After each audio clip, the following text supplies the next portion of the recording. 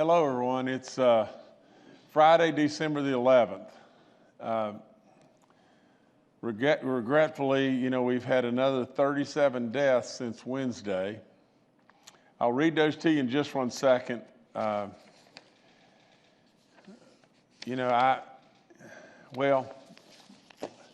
Nothing's more important than these, poor people that we've lost, and so let me do this first and foremost. Our 902nd death is a 71-year-old female from Greenbrier County. Our 903rd death is a 75-year-old male from Putnam County.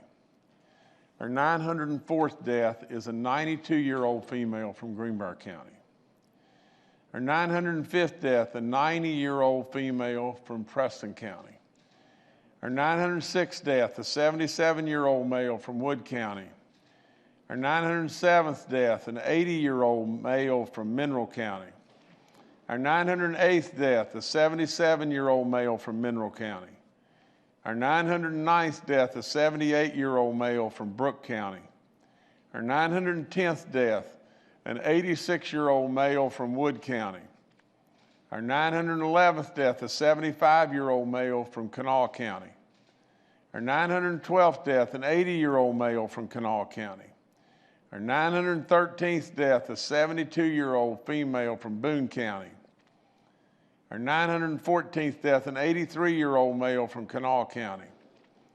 Our 915th death, an 86-year-old female from Putnam County. Our 916th death, a 42-year-old male from Raleigh County. Our 917th death, an 87-year-old female from Jackson County. Our 918th death, a 64-year-old male from Cabell County. Our 919th death, a 70-year-old male from Cabell County. Our 920th death, a 38-year-old female from Cabell County.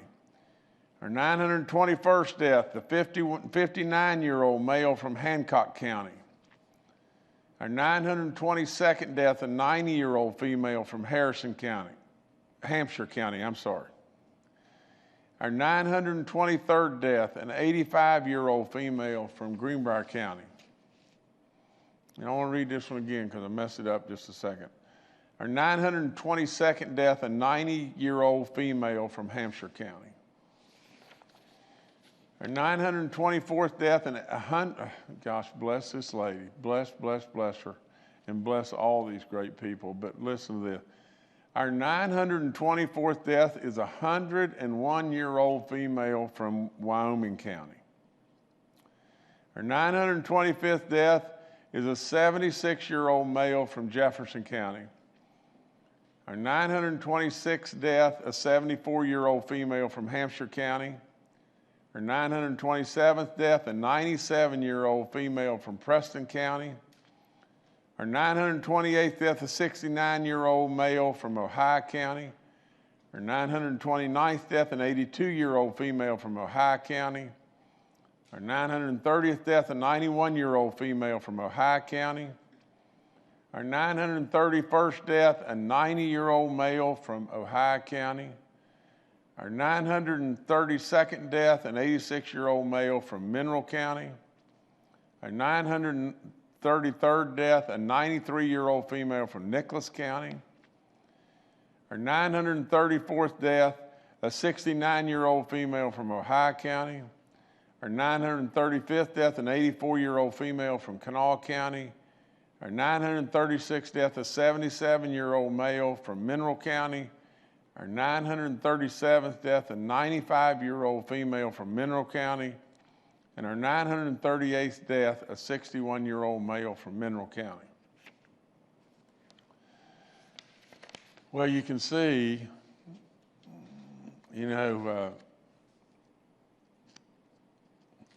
we've just read through on Wednesday, I think there was 59 people on the list for 2 days. This is not 59, it's 37, and it's surely better than 59, but it's still horrible. And I think on Monday, the list was 42 or 3.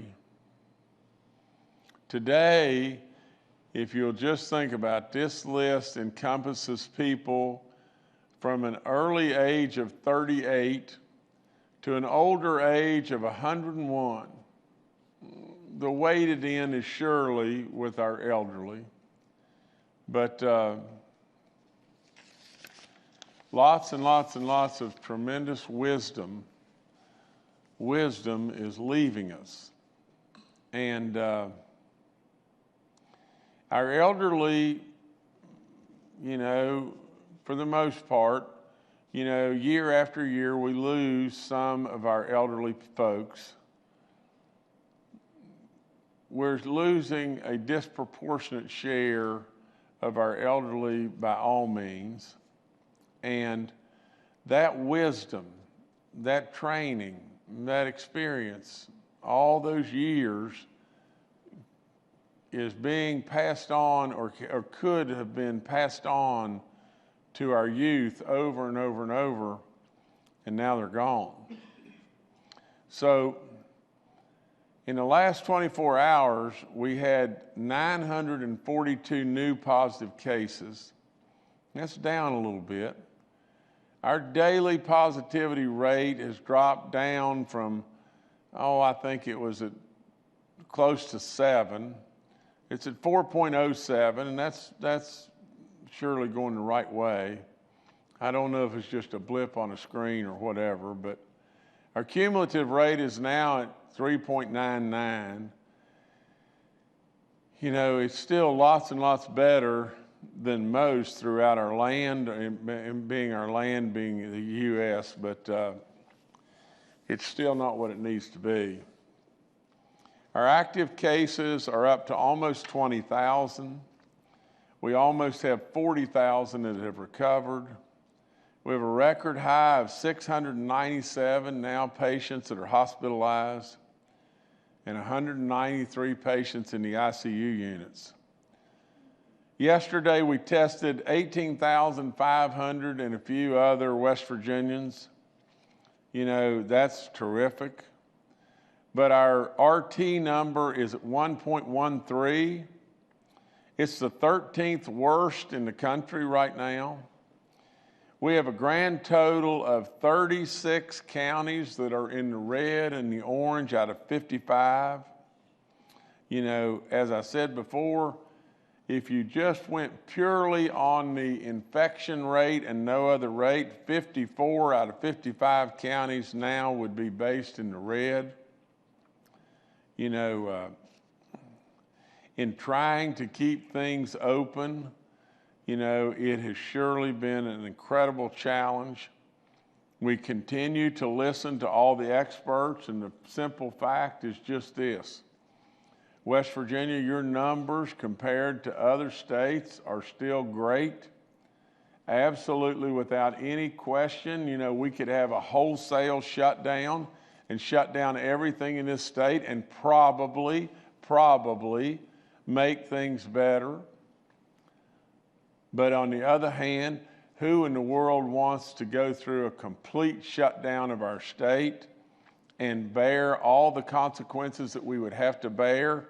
And there would be many, many, many, consequences that just are unmeasurable almost. So from the standpoint of then what do? Well, you listen to the experts, and the experts are clearly telling us this is coming at us from every direction known to man. There is not really any hot spot, or there is not really any small things that can be done to make it better. So what do? We continue to plead with you every day about wearing your mask and social distancing and all the stuff we talk to you about over and over and over, helping the elderly and all the stuff. And in doing so, the brass tacks facts are just this simple. From the standpoint of the United States of America, as long as we're going to be the United States of America, and I hope and pray that is forever and ever and ever, we're going to have to, in this situation, we are not China or whatever country it may be. We're not North Korea. We're not countries We're a freedom-seeking, capitalistic group of individuals that has absolutely made this country the greatest country in all the land. And with that being the case, to tell you just like it is, we're going to have to do the very best we possibly can to manage ourselves and get us through this pandemic. Nobody wants to shut things down. Nobody wants that. And absolutely, if our health experts could tell me, you know, the bars or the restaurants in Ohio County or whatever, we could shut them down and we could stop, we could do all this and everything, then immediately I pull the trigger and I do that.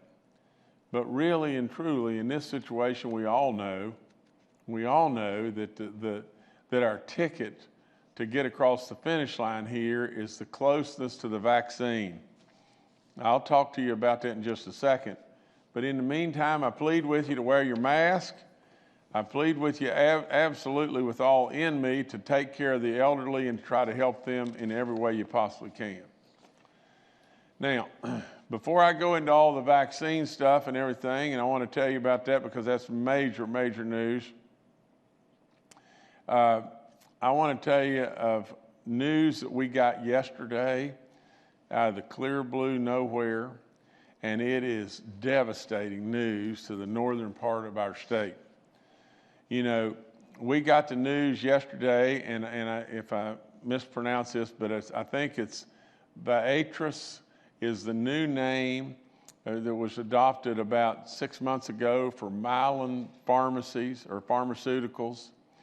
They announced that they will close their Morgantown manufacturing facility by July 31st of 2021.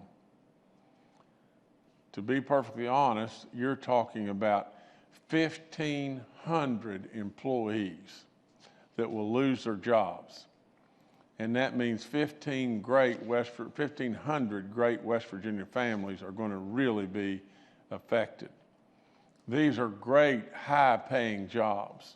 And absolutely, this is a shame beyond belief. This news came right out of the blue.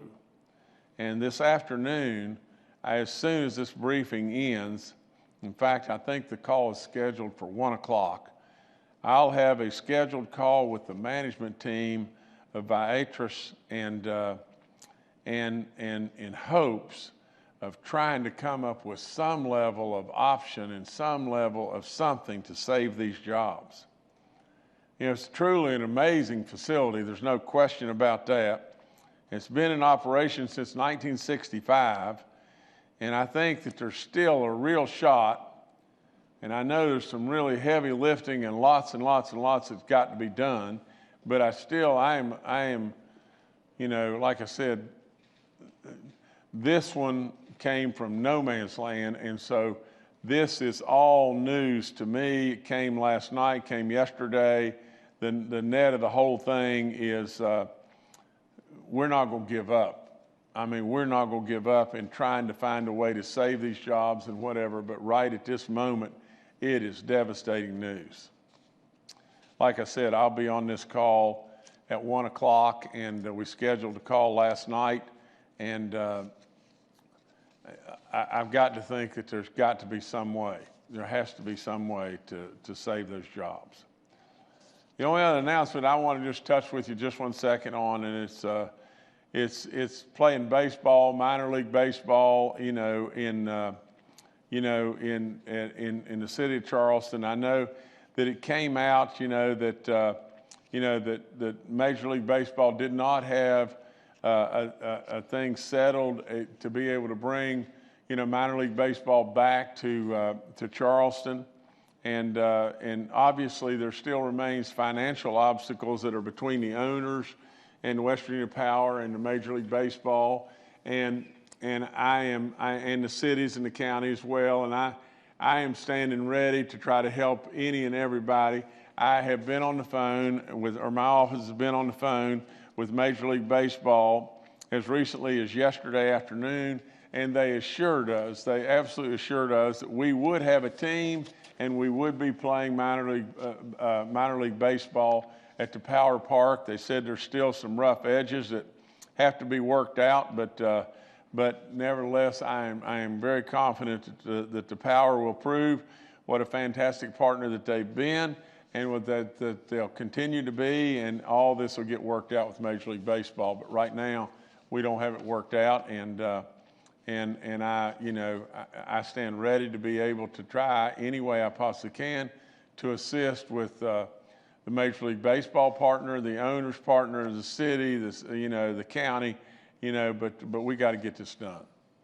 But the Mylan announcement is super devastating.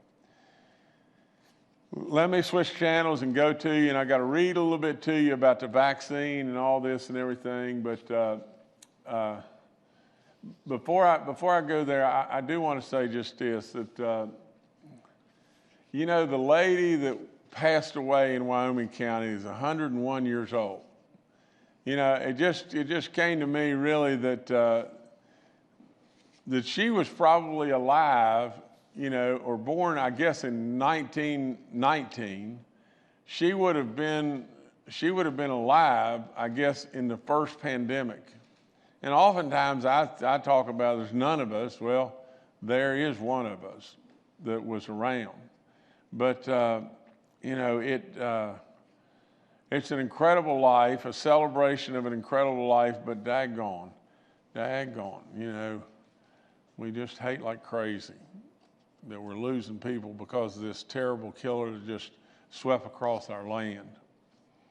It goes to really show you just how small we really are. I mean, if you'll just step back and just think about it, and just think just 1 second about this, is who's really in command? And that, in my world at least, is God above.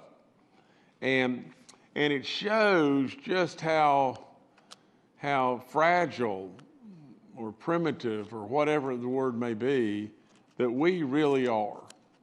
And so in his power, he'll figure this out. But this to me should be just an indicator of just how supreme God above really truly is.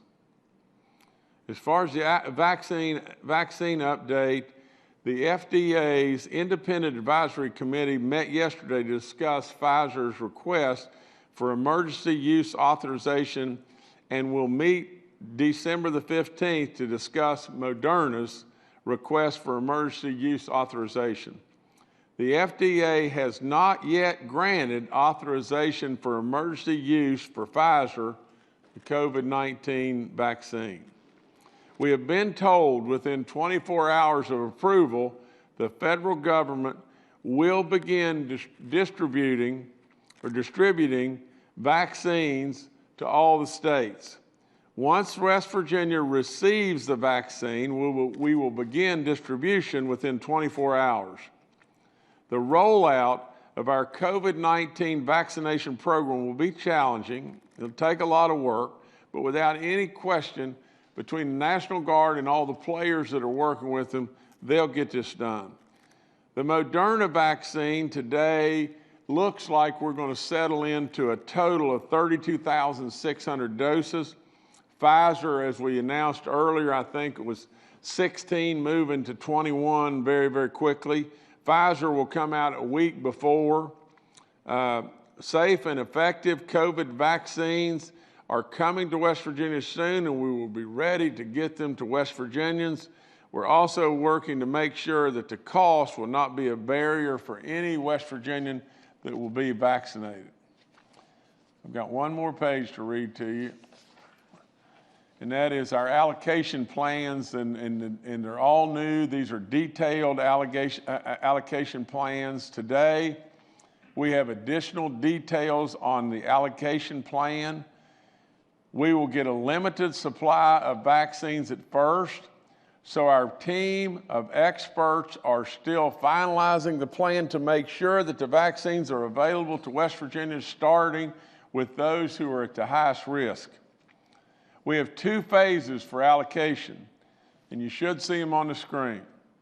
Phase 1 includes those at the highest risk and those that are essential frontline workers fighting this pandemic. Phase 2 is the general population. Phase 1 is broken down into 4 subsections, A through D. As we receive doses of vaccine, we will prioritize distribution in this order. Phase 1 includes hospitals, long-term care facilities, and staff, and pharmacies. Phase 1B includes community infrastructure and emergency response, public health officials, and first responders. Phase 1C includes other healthcare workers like home health providers. Phase 1D includes teachers and education staff in higher education and K through 12 and other sectors for critical services for our state. Let me back up. Phase 1D includes teachers and education staff in higher education and K through 12 and other sectors for critical services for our state, and like utility workers and transportation workers. We are planning to offer vaccines to all individuals identified in 1A through 1D within the first 6 weeks based on the allocation of vaccines. As our allocation increases and distribution occurs, we will be able to move through the phases more quickly. In phase 2, which is the general population, we will place initial emphasis on the most vulnerable in the general population based on the guidance of CDC. Now, the other thing I've said, and if you'll look, go back up to that the last slide. If you'll look, the timetable to get to the general population, we think now is probably around March the 10th or March the 15th. That's what I thought before. That's what I reported to you before, and everybody said, oh, no, it'll never happen, never happen, never happen. Well, I tell you, if you don't push hard enough, nothing will ever happen. You know, I hope and pray that will happen. We all know things are fluid. We all know things take probably longer than what we think, but that's what we're pushing for. Some vaccine reminders are just this. The COVID vaccine will protect us from this virus and save lives. There's no question. Clinical trials with tens of thousands of people have demonstrated that the vaccination is highly effective and safe. These vaccines will require 2 doses, and it is extremely important to receive both doses of this vaccine. You will not be able to cross-pollinate one or the other. You will not be able to take one vaccine from the Pfizer and go to Moderna and do the other. You have to stay Pfizer or Moderna. These numbers will change, and when they do, we will announce additional phases and additional groups that we will be receiving the vaccine. And again, until you and the people who live with us are vaccinated, our best defense goes back to wearing that mask and absolutely doing the social distancing. I'm not going to go through over and over again about wearing our mask and our executive order with that. You know, I urge everyone out there. I even urge those that are in a super minority now. Those that really think that they shouldn't have to wear a mask, or those that really think the masks aren't doing any good or whatever like that, they are in such a minority, it is unbelievable. Probably in the state of West Virginia today, if we were to poll in the state of West Virginia today, I would bet that well in excess of 93 or 4% of the people in the state of West Virginia believe that we ought to be wearing a mask. Now, they don't like it, and I don't like it. But if I were in that 5 or 6 or 7 or maybe even less than that percent, you know, I would just say, okay, there's a good chance I'm wrong, but if I'm not wrong, what in the world is it going to hurt? what's it going to hurt? You know, I mean, absolutely. Absolutely. I'm not going to keep going and beating this horse. You know, I think, you know, really at the end of the day, we got to wear a mask. I encourage West Virginians to continue to get tested. The free testing map should be up there. Your drive-through pharmacy testing is available to you. Great work by Fruth and Walgreens, and we really appreciate them. We have 21 outbreaks now and 72 confirmed cases in our public schools. To be perfectly honest, it's an incredibly low number, and so a lot of good work has happened here. Long-term care facilities, we've dropped down, I think, from 117 to 112. You know, on that, we have 17 outbreaks in our churches in 12 counties. We're down just a little bit there. That's good too. Those counties are Braxton, Cabell, Fayette, Harrison, Marion, Mineral, Mingo, Nicholas, Raleigh, Taylor, Webster, and Wyoming counties. Still urge you to do everything the same way. Pew in between you, wear your mask. If you happen to be an elderly person and you've got any kind of health problems and everything, I know how incredibly important church is to you, and how you can actually end up feeling alone in that setting. It's really heartwarming and it's really, really meaningful in lots of different ways. But I would tell you, if you could just hang on here just a little bit longer and maybe get your services at home, it'd probably be a whole lot safer. Corrections now has 315 active inmate cases. It's slightly down from Wednesday. We have 232 of those cases at the Northern Correctional Facility and the regional jail there. You can see, like I've said over and over and over, how it just and goes through everybody. Corrections is still testing 10% of the faculty and staff across corrections every week, and you know, you got to hand it to them at corrections. They've done a magnificent job there. We got the flu vaccines you can get. We got 220 million and change that have been awarded now to our cities and our counties. We're kind of coming to an end on this CARES thing, and so if you've got an application that you want processed and get in, you got to hurry up and get it in. And so please try to keep doing what you're doing there. I know that's been a real lifeblood, you know, or lifeline for all of you, and in our cities and counties, and really, really important to all of our people. I encourage you about giving blood and plasma. You know, it's a way that you can really, really give back. And from the standpoint of our Red Cross, I know what a phenomenal job that they're doing each and every day, but this is absolutely really important to those that have recovered from COVID. You know, God above has given you a blessing beyond belief, and if you can do it, we would love for you to go and give blood. You know, today, another small announcement, but still big in many ways. Today, I want to thank the U.S. Health and Human Services Administration for community living, because they have donated 100,000 face coverings to the state of West Virginia for the Bureau of Senior Services this week.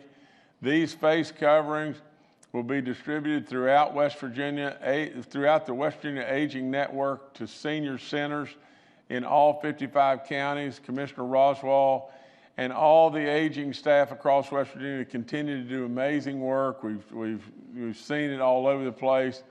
We were able to buy a bunch of new vehicles so they could get more and more meals out to our seniors. We've absolutely made a real commitment to our seniors, and we've got good stuff going on there. And so all that's good. And you know, I want to just end by just saying this to you just real quick, and then we'll go to all of our other experts. But yesterday, you know, I was just trying to process more and more things in my head and things that maybe I could do. So about 4:30 yesterday, I got my bird dog, and And so, and actually this is a puppy of the dog that I had forever. You know, her name was Lily. And so since she looks like her mommy all the time, I call her Little Lily.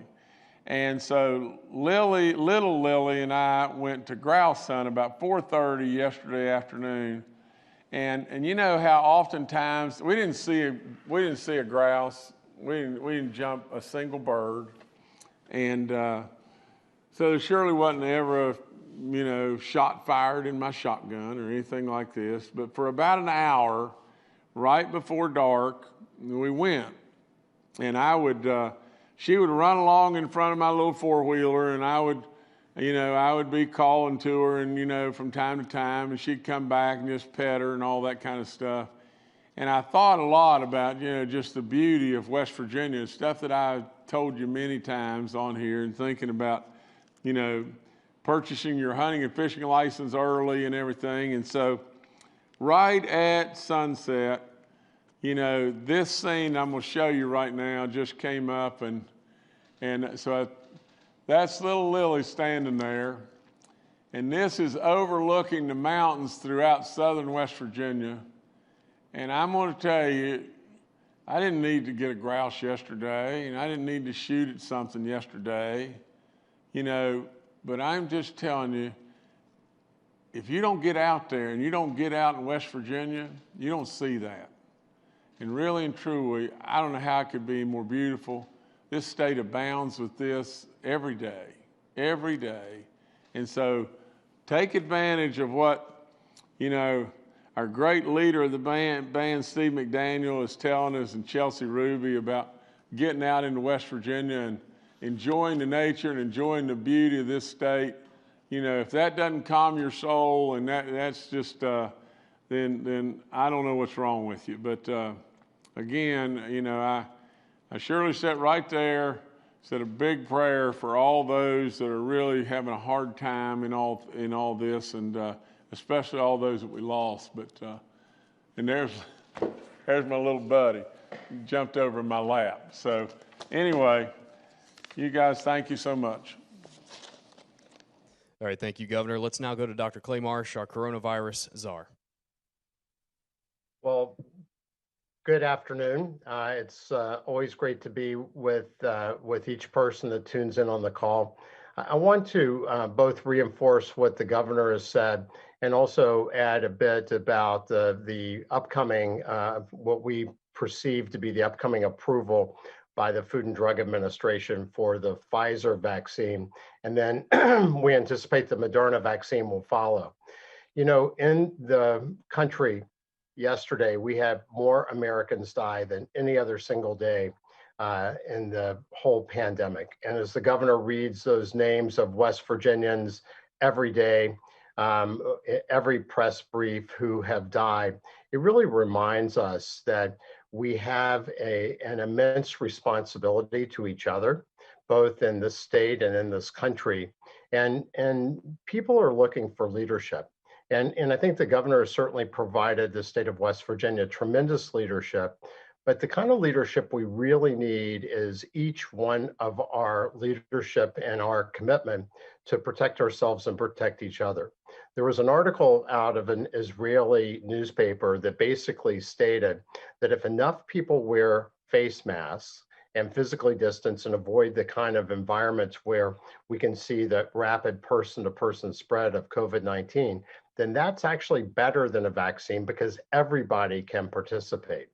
As we look at the Pfizer vaccine, we know that there's, we're right at the precipice of having the Food and Drug Administration certify this for emergency use authorization, much as the country in the United Kingdom has done and Canada has done.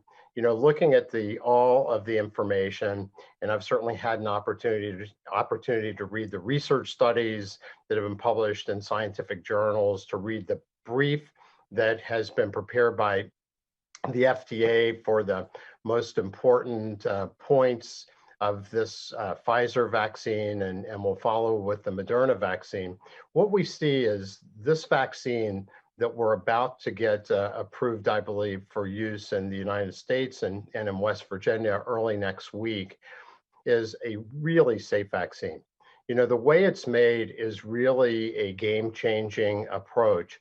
And as we've said before, it's made by expressing a synthetic small amount of genetic code that basically just is that part of the virus, that spike protein. Remember, we talked about the virus is named coronavirus because it's like the sun, that center circle that we draw when we're kids. That's the sort of the body of the virus. And those little lines that come out, the little rays that go out from the center, those are the spike proteins. And the spike proteins are where the virus binds to cells in our body.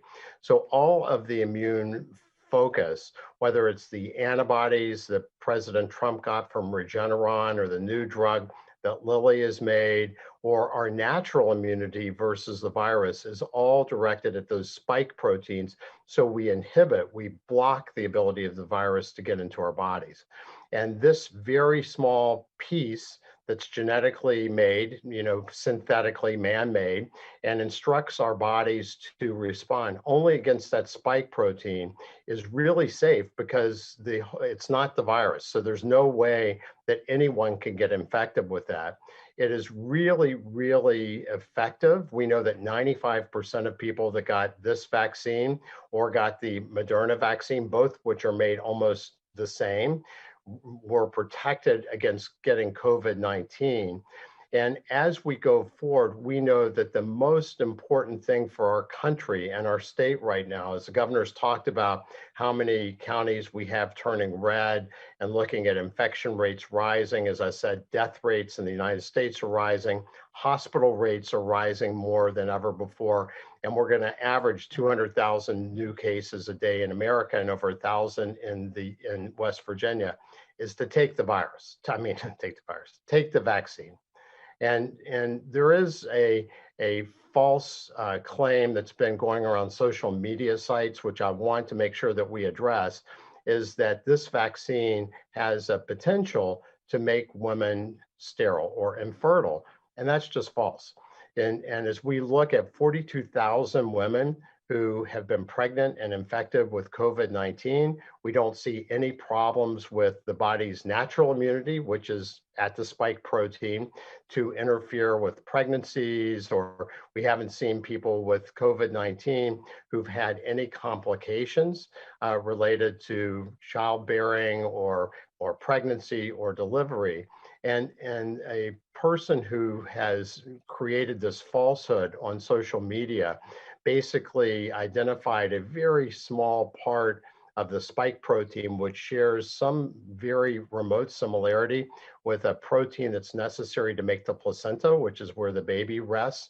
But when you really look at that, and experts look at that, it's not that similar and it's really short. So there's really no possibility that protein, that's very short, some similarity would then, would instruct our immune system to have any, targeting of the placenta.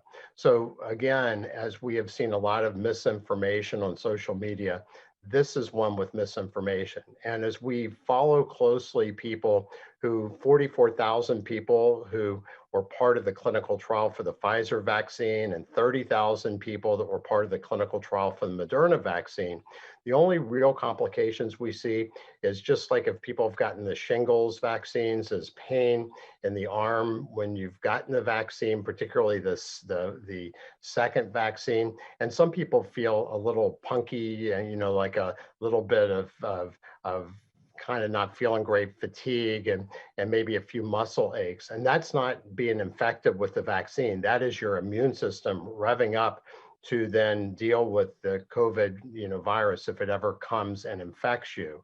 And we're also watching in the United Kingdom 2 workers who had really severe allergies that had to carry epinephrine pens had a bit of an allergic response. So right now we would recommend that people that have to carry epinephrine pens, have life-threatening allergic responses, would talk to their doctors before they will get immunized. But otherwise, these vaccines are amazingly safe. They've come at light speed, which is fantastic. And the way that they're made will enable us in the future to really change that time frame so that we can get this life-saving vaccine. Remember, almost 300,000 Americans have died of this life-saving vaccine to people, and start to protect our most vulnerable, as the governor said, keep our hospitals and vital functions open and functioning, and then start to build that herd immunity through the vaccine for both West Virginia and the United States. And then we'll be able to get back more as we had been to our normal lives and be able to enjoy all of the privileges that we have in the past. So thank you so much. All right, thank you, Dr. Marsh. Next to Major General Hoyer with the West Virginia National Guard. Good afternoon. We're back up to 500 National Guardsmen on duty. In addition to that, we've hired additional civilian personnel to carry out the missions that the governor's tasked us with, along with our DHHR and other agency partners. Just want to highlight that in addition to preparing for the vaccine piece, we also continue to provide testing support. In addition to that, we have almost 100 personnel supporting local health departments with case investigation and other activities. As the governor laid out, we have a plan based on his guidance for the phased approach, with a particular focus on the areas he gave us of stabilizing the acute care healthcare system, as well as protecting our most vulnerable population and getting at the death rate, where we know that 50% of the individuals we have lost are from long-term care and assisted living settings. Within that, also, as we go into those other groups, the governor's tasked us to focus on over age 65, because we know that's where the largest portion of our hospitalizations and our death rates are. So we will continue to focus on that today. A multi-agency effort, a whole of West Virginia approach with what we call a rock drill, ROC, rehearsal of concept, where we are down into the very details of what will happen once those vaccines arrive in the state of West Virginia. We continue to stay focused on the taskings that the governor gave us, and we'll work our best to get those accomplished as expeditiously as possible. I'll leave you with this last thing to reinforce what the governor, Dr. Marsh, have said. Governor's pointed out several times that in World War II, over the period of years we participated in defeating that threat, we lost 407,316 American service members. We are already at over 293,000 Americans that we've lost. So again, I ask you on behalf of all the guardsmen, all the frontline healthcare workers, first responders, please follow the guidance that the governor's laid out to us. Wear a mask, do the things that we need to do to mitigate this spread while we work to distribute vaccines as they become available over the next several months.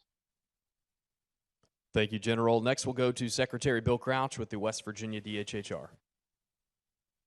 Good afternoon, everyone.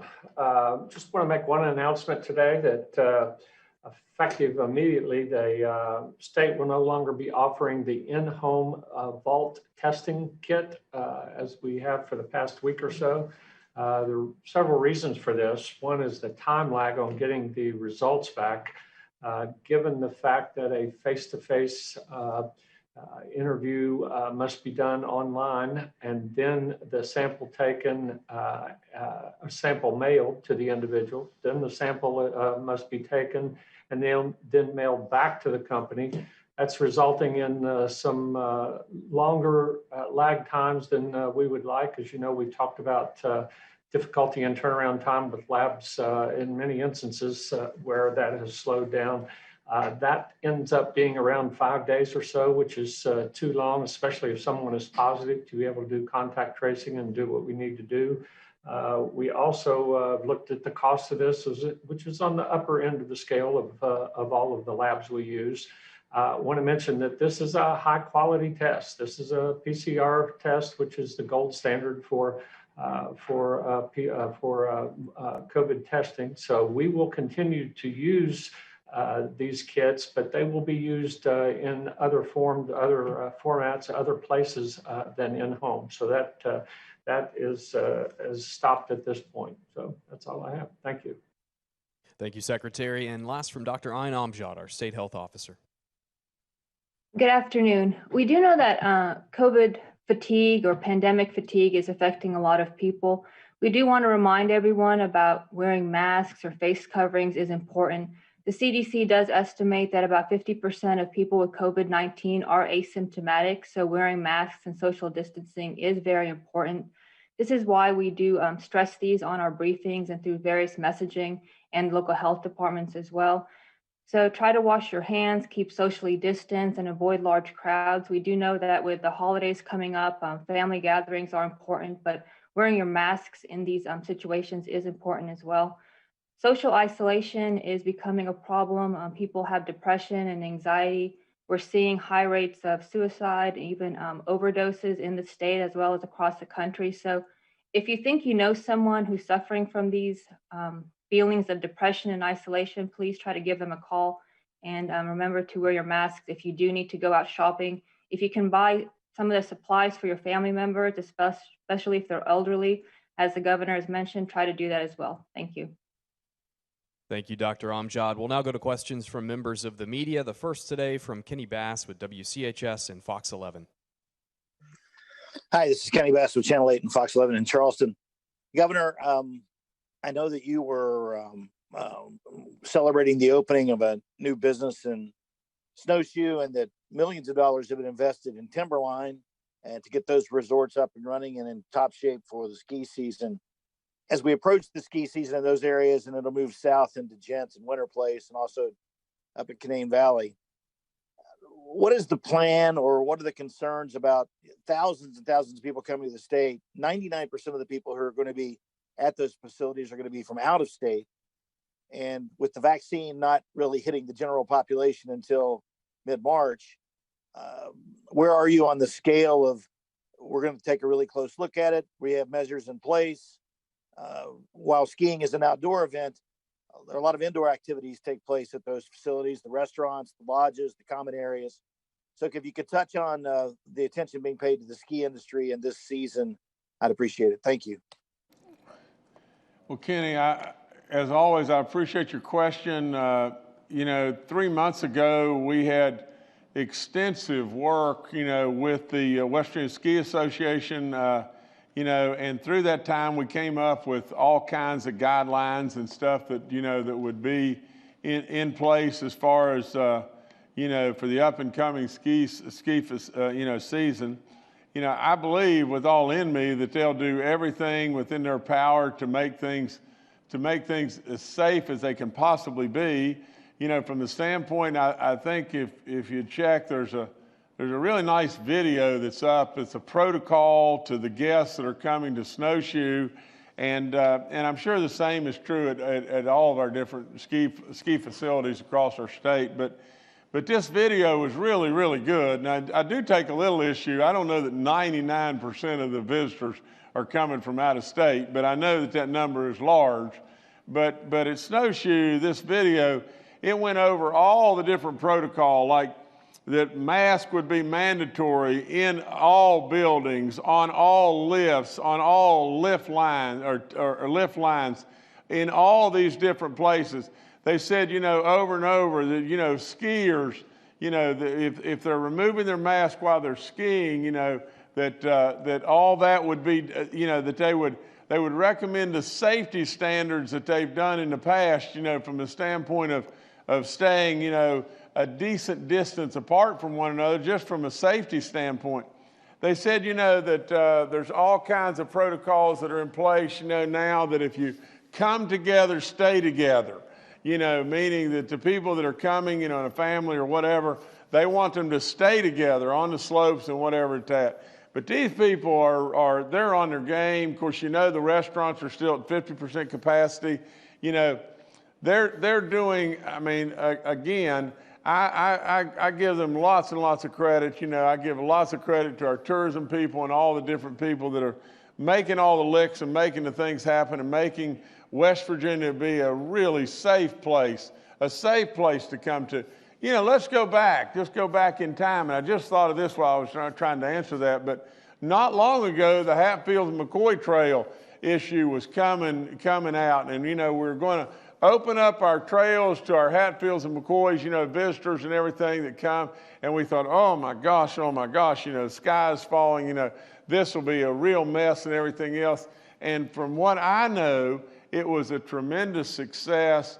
It helped a lot of folks in those areas. I know in Pocahontas County that 27% of the people that work in Pocahontas County, Pocahontas County are employed by the tourism industry. There's just so many things that we've got to take into consideration. But I think we're in good shape, and I think our ski people will do a really good job. Of course, naturally, we'll continue to monitor in every way, and we'll continue to run to any fire. And if need be, we'll step back and adjust and pivot and do whatever we have to do. But right now, I think if you really dig deeply into what they're doing and everything, I think you're going to see that these people are doing a good job, and I think they're getting ready, and I hope and pray they'll have a really successful season. All right, thank you, Kenny. Next, we'll go to Paul Mullen with WCBC. Good afternoon, Governor. Good afternoon, everyone. Question about the distribution of the vaccine. My information is that the Pfizer vaccine will come out in a case, refrigerated, of course, at that low temperature. Those cases would contain about 1,000, maybe a little less than 1,000 doses.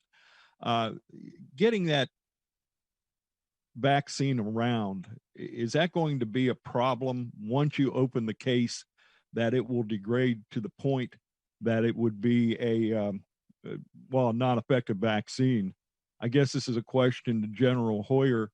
Are you going to have hubs where I don't want to say first responders, but the caregivers come in order to get the vaccine, so you don't have to keep that case open so long, or could get it out as quickly as possible?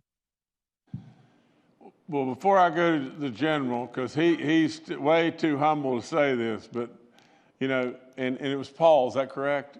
But Paul, that's why we got these superstars.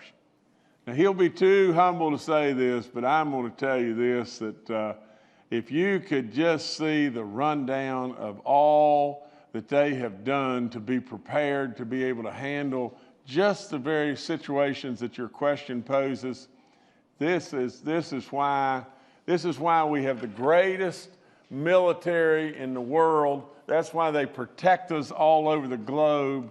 That's why absolutely I plead with you to give them all the respect and love that you can possibly give, because the job they do is unflat believable.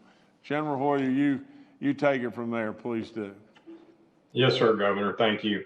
So, as the Governor pointed out, pretty significant process, Paul, that we are working through, and that's what that rehearsal of concept is continuing to refine today. So, Pfizer vaccine is challenging in its distribution, but we'll be using the hub and spoke process.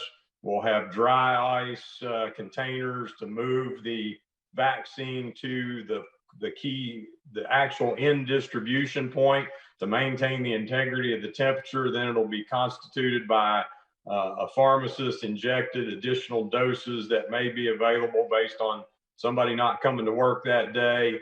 We'll have plans in place to administer those vaccines, with the objective that the governor gave us is to get to those populations and not waste a single dose. All right, thank you, Paul. Next, we'll go to Charles Young with WV News. Hi, this is Charles Young with WV News. My question was about the Vault home testing kits, and I know Secretary Crouch said we were going to stop doing that, but are we looking for a replacement in-home option for folks? And I know when we announced that program, we said that, we were going to try and start relying on the in-home testing a little bit more, which would free up some of the National Guard folks to help with the distribution process. So now that we don't have that anymore, does that change our manpower there? Thank you. Charles, I'll pass to Secretary Crouch in just a second, but let me touch on this real quick. Absolutely, we want to continue to look for another methodology or another source and everything that will make things more convenient and easier, and surely, you know, from a cost standpoint, cost effective. We just don't want to throw away our money and everything really on something that is developing issues. You know, it takes too long, there's all kinds of complications that are going on and everything else, and it costs significantly more money. And so with all that being said, we've got to manage the store. We've got to continue to look. And Charles, you do bring up a valid point in the fact that as our guard moves towards, handling the vaccine, that really, we're going to be a little bit stretched there. But we're not going to back up on our testing. We're going to keep our testing moving just like it's been moving. And we're going to continue to look for methodologies and everything that make it, even better.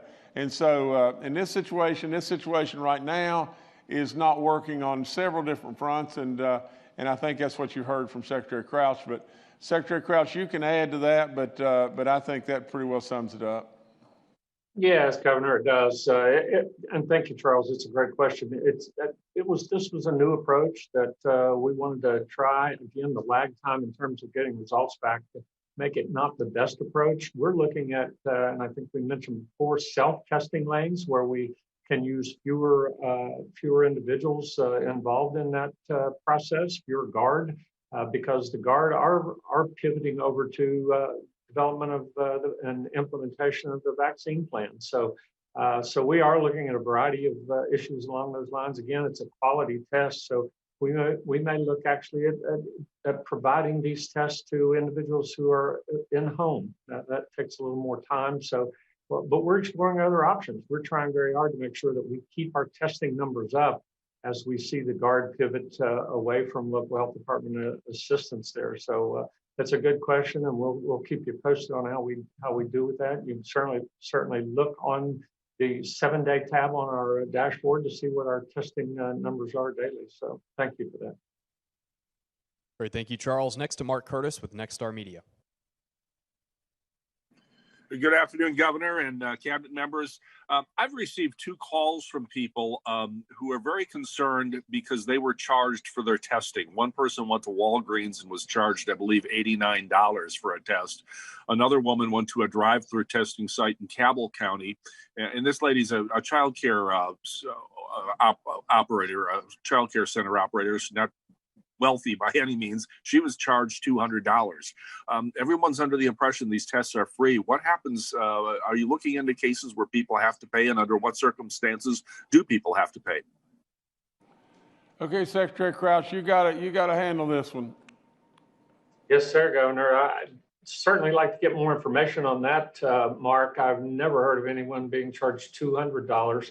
We do have providers out there such as clinics and others who do charge, but they bill the insurance company for that. So if someone's paying out of pocket, there are too many options out there to pay. And our free testing is located on the website, on the dashboard, that folks can find testing in almost every county, almost every day. That varies. But if you could please push us additional information on that, I'd love to do a little more investigation about those 2 cases. Thank you for alerting us to that.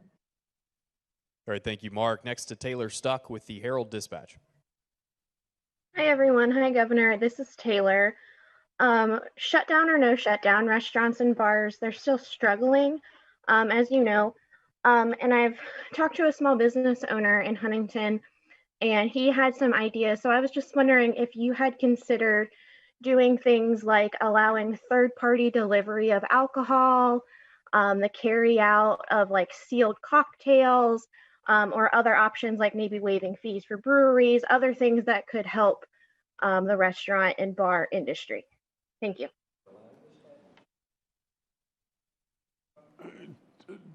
Taylor, I know we're doing all kinds of things. I mean, we're and I'm going to misspeak maybe on this, but I'm going to give you my best thought, okay? I think we're allowing establishments to do deliveries. And, it's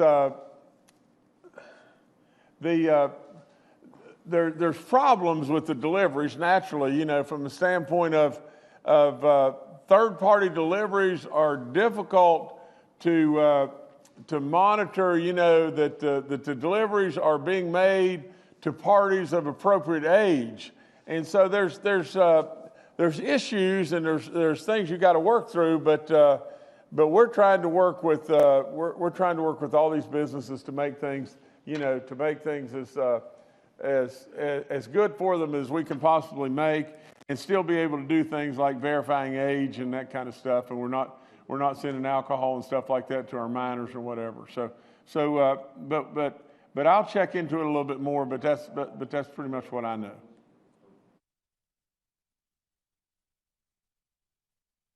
All right, thank you. Next, we'll go to Emily Allen with West Virginia Public Broadcasting. Hi, Governor and panel. My question is about prisons and jails at this time. I mean, I know you said, I think that things had improved since Wednesday, but more than 300 prisoners and more than 70 employees is, still more than one outbreak that we've had at a time. Do you know if the Division of Corrections and Rehabilitation or your administration is looking at doing anything differently to prevent or, mitigate the impacts of outbreaks in prisons at this time? Thanks. Let me just say this, and I think I read through this the other day, and if I remember correctly, we've had five inmate deaths, I think, or 4 or 5. I can't recall what it was. If you think back about what happened down in McDowell County and how everybody ran to that fire, and we had a really bad situation. Think about what happened at Huttonsville when in the beginning, all of a sudden 120 inmates have it and everything, and it's going through Huttonsville like crazy, and everybody is totally scared to death, and I don't think we lost a person. These people have done an unbelievable job looking after and serving our inmates and doing great work, great work. I think Dr. Amjad, maybe you could jump in here and have something to say, but I am telling you, it's hard to argue this. I mean, they're really doing a great job. Yes, Governor. Emily, we have been talking with Commissioner Dividen about what is going on in the correctional facilities. They are currently doing surveillance testing at 10%, but we are having our EPI team look if there is an increase in transmission, and we'll talk with the governor more if there is any additional things we want to look at. But we look at that every day, and we talk with the commissioner, and we'll go from there. But they also do active sanitization methods if there are any outbreaks there. But we do talk with her daily, if not even twice a day, what's going on in the correctional facilities with the staff and inmates there. Thank you. And Jordan, come back to me just one second more. There are states that have emptied certain jails. Which had situations 1,000 times worse than what we've got and everything. But nevertheless, you think how our people have handled this. First of all, when they've emptied jails, they have had all kinds of outbreaks with repeat offenders and all kinds of bad situations. In our situation here, we have absolutely had everybody on standby, running to the fire, doing sanitization, absolutely on and on and on. And these people have done a heck of a job. I'll tell you this, that's all there is to it. All right, thank you, Emily. Last question today comes from Phil Kabler with the Charleston Gazette-Mail. Hello, everyone. With the vaccinations of the general public beginning in mid-March, is there a timetable for how long after that point it will take to get a substantial number of the population vaccinated to where we can start to see some effect on the pandemic? I'll pass to you, Dr. Marsh, but before I do so, let me just say this, and Phil, good question, from the standpoint of here's what I think. I think the one thing that Dr. Marsh is not going to be able to answer is how fast is the ramp up going to be with Moderna and Pfizer or others, Johnson & Johnson or others jumping into the fold here. Trust me when I tell you just this. From a standpoint of business, from a standpoint of profitability, there is a bundle of people that are close on the doorstep of having vaccines as well. Having vaccines very similar to the ones that Pfizer and Moderna have. And as they jump in and this snowball starts going down the hill, there's going to be more and more and more and more available. That's the part that Dr. Marsh may miss. He may give you just the numbers on Pfizer and Moderna and all that kind of stuff. But I'm telling you what will happen, I think again, what I think is going to happen is just this. There'll be more and more manufacturers and more vaccine available. But Dr. Marsh, take it from there, please. Thank you, Governor, and thanks for the question, Phil. I mean, as the governor said, that we anticipate a substantial ramp up of vaccines that are generated and delivered from Pfizer and Moderna, and then we perceive AstraZeneca and Johnson & Johnson being in line to present to the FDA their application for emergency use authorization as well. So we do anticipate the number of vaccines going up substantially over time. And as the governor pointed out, that the projection of when, how many people we will be able to vaccinate will be dependent on the amount of vaccine that we have. I think it's important to note that we need about 70% of the population or so to be immune to get herd immunity, and that's sort of just protection generally. But we will recommend to people that that we continue to be very good and responsible about mask wearing and physical distancing.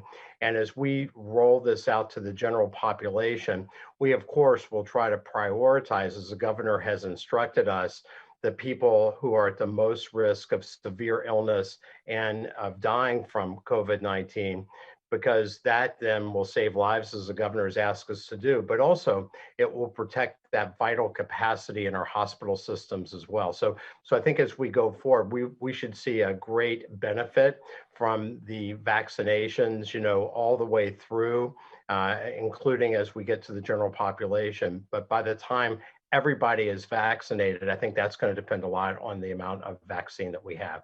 The general and his team are very, very capable of delivering those vaccines to the places where we can immunize people very rapidly once we have sufficient vaccine to do so.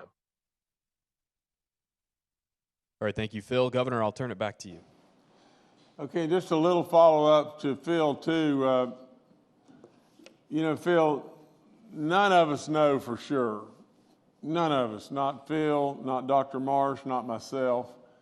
And as we navigate our way through this pandemic, we all know that we're going to have to continue to adjust and everything as we go, pivot, whatever it may be.